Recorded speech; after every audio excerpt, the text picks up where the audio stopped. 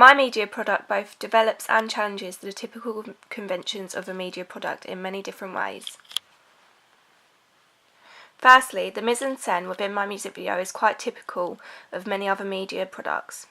Within my research and planning, I researched a section of different genres music videos in order to take inspiration from many different elements of these.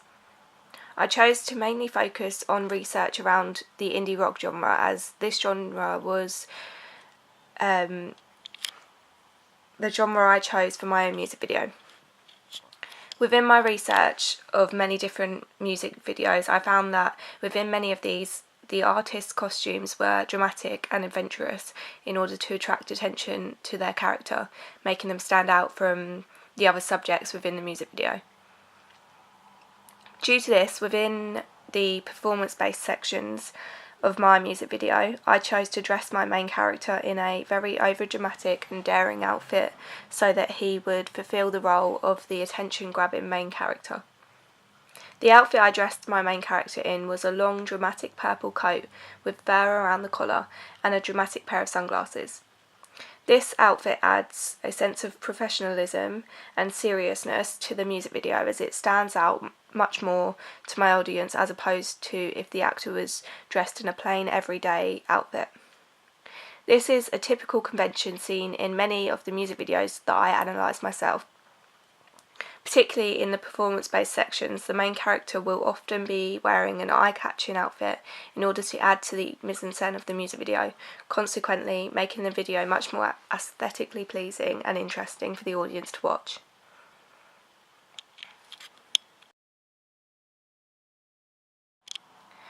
Within the narrative-based sections of my media product, I dressed the two individuals in very casual costume, which linked to the style of the artists from the indie genre. I researched the style of bands like the Foo Fighters and the Arctic Monkeys and the 1975, and closely analysed their change in clothing from the performance-based sections of a music video compared to a narrative-based section of their music video. Within the 1975's Robbers music video, the band are all dressed very casually in jeans and shirts. As this whole media product is a narrative-based music video, I took inspiration from the outfits in this music video, and I tried to include similar outfits and styles within my own media product. The female within my music video has very dramatic makeup on, which is an element to costume, which is significantly seen within a lot of pop and R&B music videos in order to make the female more attractive and dramatic looking. In this sense, I have challenged the conventions of real media products, as within the indie rock genre it is typical for females to appear quite natural and as though they have been putting in minimal effort into their outfits, which therefore links to the idea of the indie genre and a naturalistic theme, which is often linked to this particular genre of music. I decided to challenge the conventions of the female's dramatic makeup within my media product, as it makes her appearance much more dramatic and slightly more sinister, which links to the idea of my entire music video. The actors within my media product also have a change of costume within different scenes in order to portray a change of time or day. Doing so develops on the common conventions of the media products that I have researched from all different genres. For this second part of my music video, which is planned out to be a different day as it is filmed in a different location, my main actor was dressed in a casual yet grungy outfit. I asked the actor to wear a different dark outfit featuring mainly black and big boots. After my research on indie rock bands, I found that this outfit is the typical kind of outfit that many indie rock artists would dress in. Therefore, I ensured that I was developing on the typical conventions for my genre. Within many music videos, a change of costume runs throughout in order to improve the aesthetics of the music video, therefore making it more interesting and attractive on the audience's eye, and therefore improving the success of the media product overall. After researching, I noticed that mainly pop music videos feature the highest amount of outfit change, although all genres do include this convention in order to keep the visuals interesting throughout the music videos.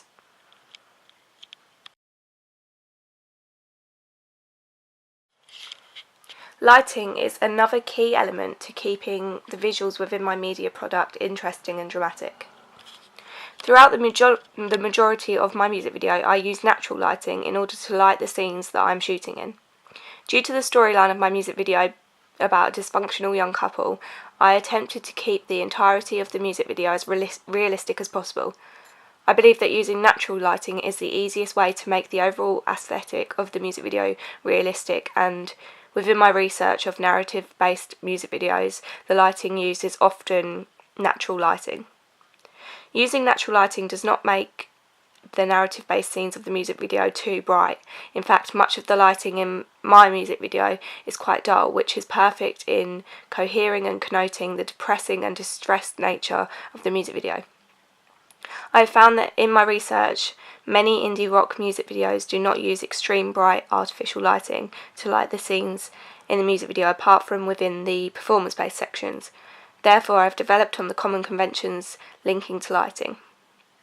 Due to the aura of indie rock music, using artificial bright lighting throughout the music video would not cohere very well with the common conventions of the genre, and would not fit well with the style of music and the typical storylines apparent in the indie rock music videos.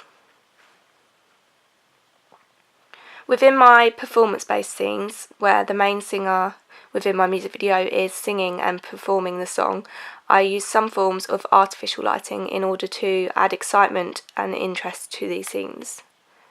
Within my research, I found that in many iconic music videos, the performance-based element of the music video is often lit with artificial high-key lighting, or there is use of lighting such as disco lights or strobe lights in order to make a plain scene much more aesthetically pleasing to audiences.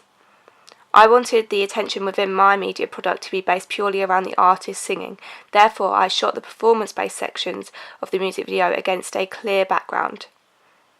Although I wanted the attention to be on the individual singing, I did want to add the excitement-based factor to the music video and keep the performance-based sections just as interesting as the narrative-based sections. In order to do so, I used different forms of lighting, such as artificial lighting. These forms of lighting were not used for the obvious purpose of actually lighting the scene, but instead I used these kind of lightings in order to add an artistic feel to the music video, making it much more interesting for the audiences to watch, and adding to the alternative theme which runs throughout the indie rock media products. I used a strobe light and disco lighting to reflect on the wall behind my actor so that he was not performing against just a plain white wall. I believe that using this lighting made my film look much more advanced and professional.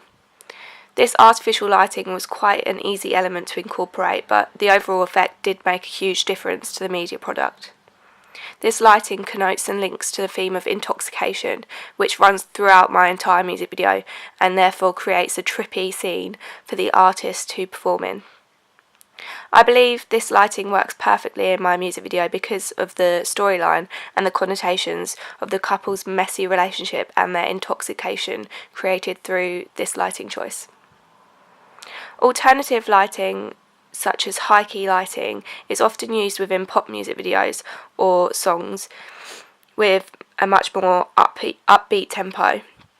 High-key lighting makes the scene much more exciting and positive, and is often paired with bright colours in order to make an extremely exciting scene which links to the upbeat tempo of pop music. This particular kind of lighting wouldn't be so effective within my indie rock based music video, due to the fact that my music video has a very slow tempo and the storyline is based around quite depressing events. Low-key lighting is typically used within rock and indie music videos, as overall the tempo of these music videos is often much slower, or the overall storyline would often be much more serious or depressing. The connotation of rock and indie music usually associates with dark colours. Many rock artists dress in black and use low-key lighting in not only their music videos but also in photo shoots or album front covers. Due to this, I chose to continue to develop on these conventions and apply these conventions of the indie rock genre to my own music video and to my ancillary tasks in order to make my media product as realistic and applicable to today's market as possible. As a result of this dark lighting scheme, I also used very dark bold colours within my album advert and my website so that the indie rock identity was still apparent.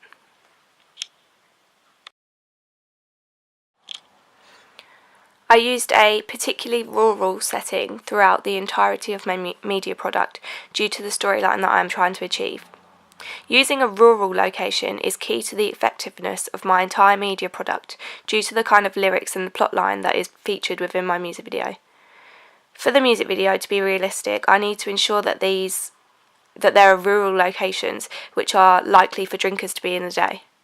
The first kind of setting to come to mind was a mixture of rundown country locations. My first location is Hedingham Dairy. This is a well-known area with lots of graffiti and debris, smashed glass and empty bottles of alcohol left in the area. Finding a place like this to film was effective as it already had all of the props and decorations available, such as empty bottles and graffiti, which would be expected to be seen in an area like such, and this therefore made it easier for me to film. A location like such was free for me to use and also extremely accessible, therefore making this location a strong choice of mine. A couple based around rebellion and a dysfunctional relationship would often be seen in music videos such as Rihanna's We Found Love in rundown areas like such. Therefore, I took inspiration from music videos like this and tried to find locations as similar as possible so that my music video would match this type of typical conventions of music videos similar to my own, whilst also being realistic and professional looking. The next location I used was Gosfield Lake. I chose this location as, again, it is a rural yet picturesque location. This location isn't particularly run down as such, but still suits my theme of rural locations in which acts of rebellion could take place, such as drinking or drug taking.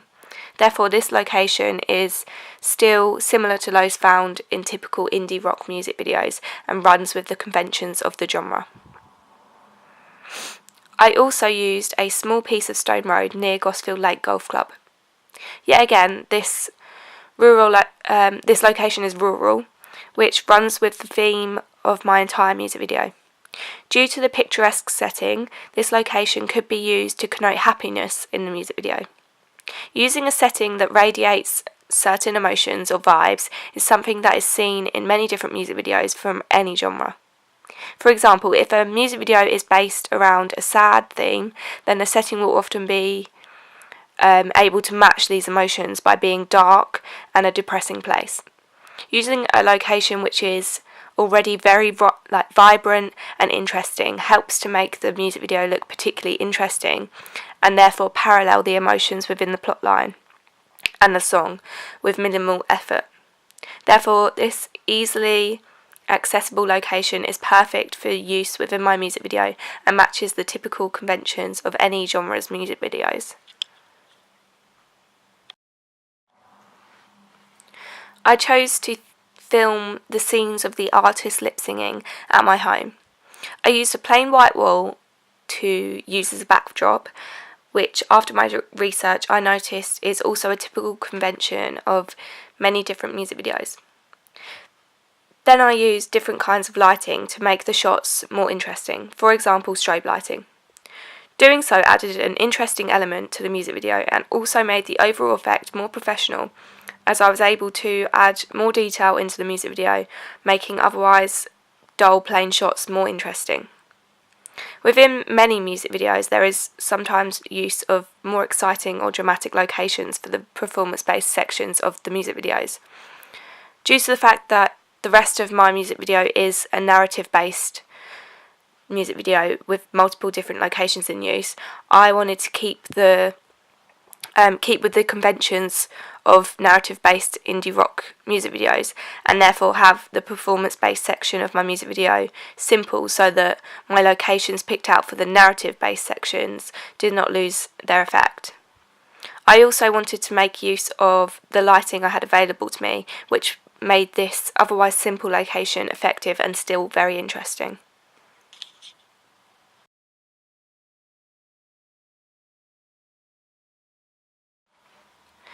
I used a range of different props throughout my media product in order to make the music video as realistic as possible. I took inspiration from music videos such as the 1975's Robbers and Rihanna's We Found Love. These music videos are both based around the idea of alcoholism and drug use. Therefore, they featured as perfect examples of the kind of props I should have been using within my own music video so that it remained realistic and professional. In order to do so, I used a few simple props such as empty whiskey bottles filled with apple juice to appear as whiskey. These simple yet effective props added a lot of dramatic effect to my music video, as it made the plot line appear much more realistic and therefore made the overall aesthetics of the music video much more pleasing. I also used a couple of pain relief tablets in order to replicate the appearance of drugs.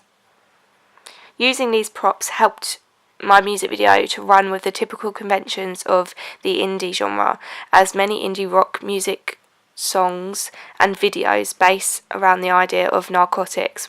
Therefore, using props which replicate these things within my own media product kept my media product in development with the typical conventions of the indie rock genre.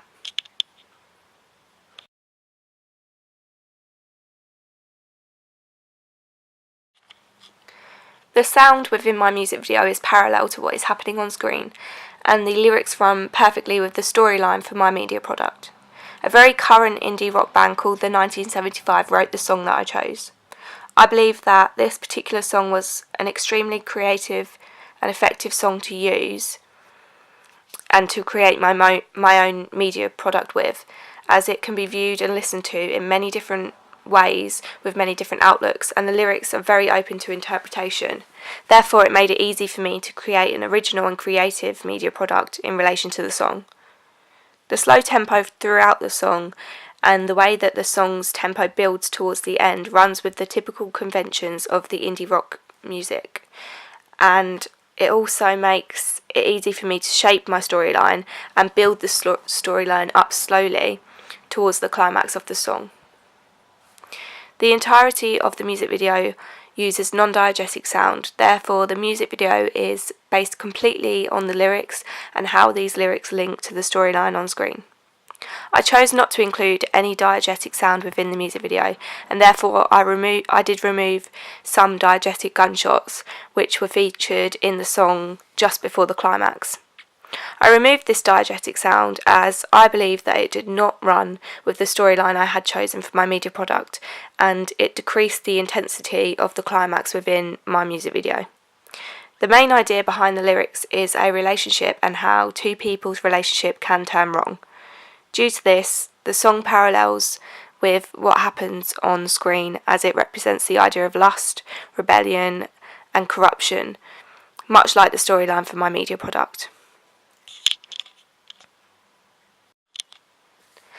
I believe that this specific song choice appeals to my young adult target audience, as not only is it a very modern song, but it is also based around the idea of experimenting with relationships and finding someone suited to yourself, which of course is all very new and of a fresh interest to a young audience, and therefore develops on the typical conventions of the indie genre. Within my research, I found that many young people are listening to indie rock music, and many of their favourite song choices have similar themes to the lyrics and sound within the song I have chosen for my media product.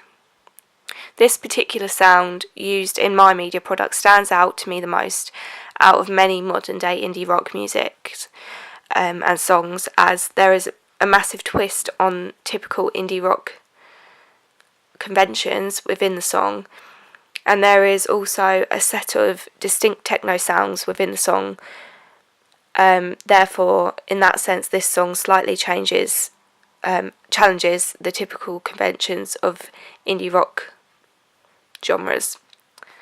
I find this particularly interesting about the sound within my music video, as I'm interested in the experiment and the diversion from mainstream music.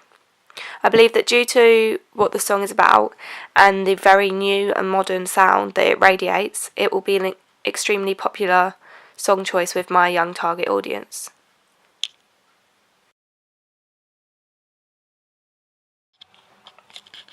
The editing within my media product is typical of the conventions within my chosen genre. I researched many different indie rock music videos and found that often the editing featured a lot of quick cuts in order to run with the tempo of the music and the sound of instruments within the song. At the start of my chosen song, there is a specific beat or tempo to the music which slowly builds into a quick beat in order to make sure that the music paralleled with what was happening on screen. I used a lot of quick cuts in the opening 40 seconds of the music video. I used this technique throughout the entire music video in order to make the cuts match up with the beats of the song. This links to music videos such as Robbers by 1975 and We Found Love by Rihanna. Within both of these music videos, a collection of shots are featured at the intro to the song, and they are edited with quick cuts in order to match the tempo of the music and give small flashes of the storyline before the plotline actually begins. As well as this, the opening shot to the music video is the exact same setup as the final shot in my music video. The only change between the two shots is that in the opening shot, the female is alive, and then in the final shot, the female is dead and laying on the male. I chose to arrange the shots in the exact same way so that the dramatic effect was heightened and therefore the storyline would be further enhanced, as the opening and closing shots were set up so similarly in terms of composition but had such a difference in meaning. I also used editing within my media product in order to make certain lyrics parallel with what is happening on screen. For example, there is a section of the song where the lyrics read, "She has a face straight out of a magazine." And therefore, during this section with these lyrics, I featured a long take of a close-up shot of the female in my film and also edited the shot in slow motion in order to add dramatic effect.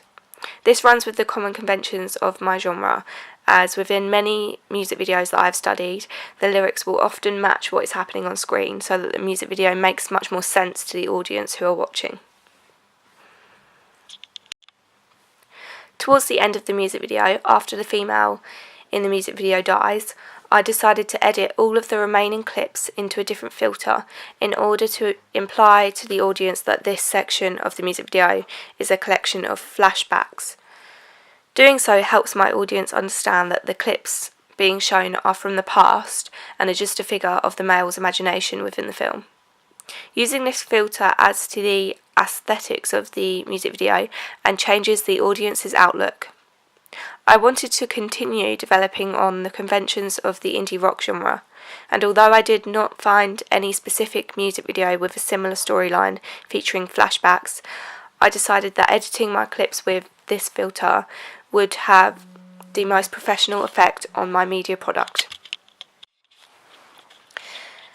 In the final scenes of the music video, I decided to edit the clips so that they appeared like a double exposure effect. So for example, I had clips of the male singing overlapping on top of flashback shots of the couple together. I matched the shots so that when the male drinks his alcohol in the performance-based clips, the couple were also drinking alcohol within the narrative section that overlapped. I edited the clip like this on purpose so that they would appear more harmonious and so that the music video flowed naturally and all the activities on screen made sense. This double exposure effect runs with the typical conventions of the indie rock genre, as within I Wanna Be Adored by the Stone Roses, a similar double exposure effect has been used with the band playing instruments overlapping clips of the band walking along the desert. The final piece of major editing within the clip is a flipbook effect that I created of the male walking towards the camera. To do this, I took a collection of photos of the actor walking towards the camera by using a quick shutter speed. I then edited these photos into a video and made it so that each photo was only shown for a very small amount of time. This therefore created the effect of a flipbook, and the male still appeared to be walking towards the camera, just in a much more creative way. This does not particularly develop on the typical conventions of the genre, but I believe that by doing this and using this technique, I could make my music video more creative and aesthetically pleasing.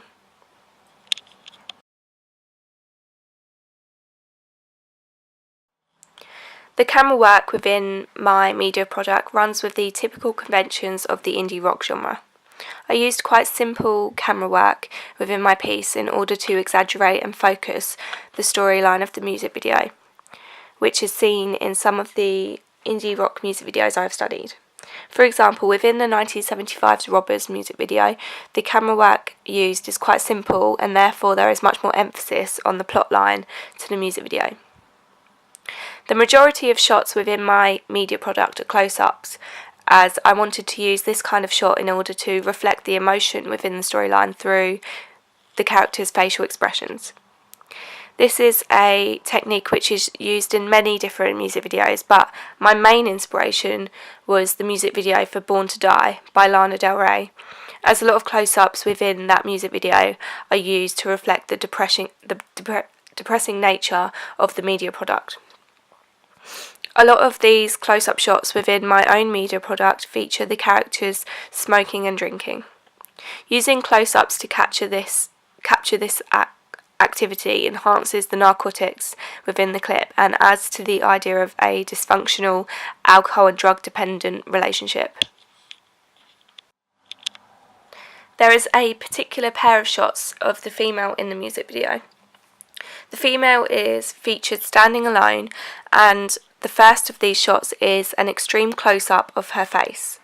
This long take extreme close-up shot adds drama to the media product, as it effectively captures the female's lack of facial expression, which translates the emotion that she is feeling within the plotline onto the screen. The second shot following is again one of the female standing alone, but this time she is drinking from a bottle of alcohol. I moved the camera in time to the actor's movement of drinking in a wavy way, in order to make the audience feel the intoxication that the female feels within the plotline. Like previously mentioned, I used these close-up shots in order to develop on the camera work within the Born to Die music video by Lana Del Rey. I also used close-up shots of a collection of pills made to look like drugs in the female actor's hand. This close-up shot is used so that the drugs in the shot are enhanced, and therefore the audience will begin to have an idea of what is being foreshadowed about the plotline, and therefore they will begin to understand the fate of the young girl and how she ended up passing away. Following a close-up shot of the female taking the pills is a long shot of the camera facing the sky and spinning. In order to do this, I placed the camera lens upwards on a roundabout and span the roundabout.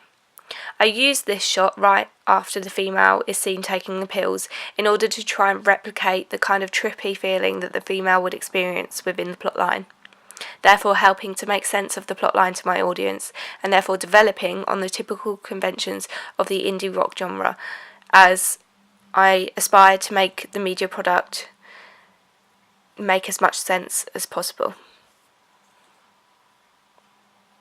Within the performance-based sections of the music video, I chose to not use any particular setup of camera shots. Rather, I just filmed the clip continuously and moved the camera closer and further away from the subject when I thought necessary.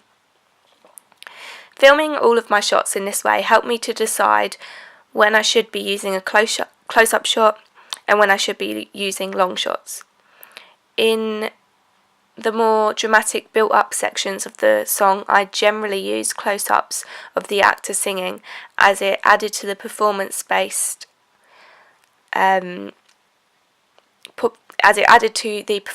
qualities of the media product and added drama to the words the actor lip-synced. This developed on the typical conventions of many indie rock music videos. Within indie rock music videos that lack instruments, the performance-based sections are often quite simplistic. For example, within The Sound by the 1975, a lot of the shots used are simplistic, and therefore there is much more drama added to the way that the band are performing the song and their movement. Within both sections of the media product, both the narrative and performance-based sections, I tried to keep the acting as natural as possible. To capture the camera work in both sections, I often left the camera filming for long periods of time and captured particular shots all in one clip of filming. Doing so helped me to make the acting look as natural as possible, as a lot of the good footage which I used in my film happened by coincidence and was not particularly planned out. I found that when I was editing the camera work, it was much easier to place shots together due to the way that I filmed in a continuous way, and I also found that many of the shots looked much more realistic and more involved in the storyline due to the way that I had just left the camera running throughout a lot of the filming process.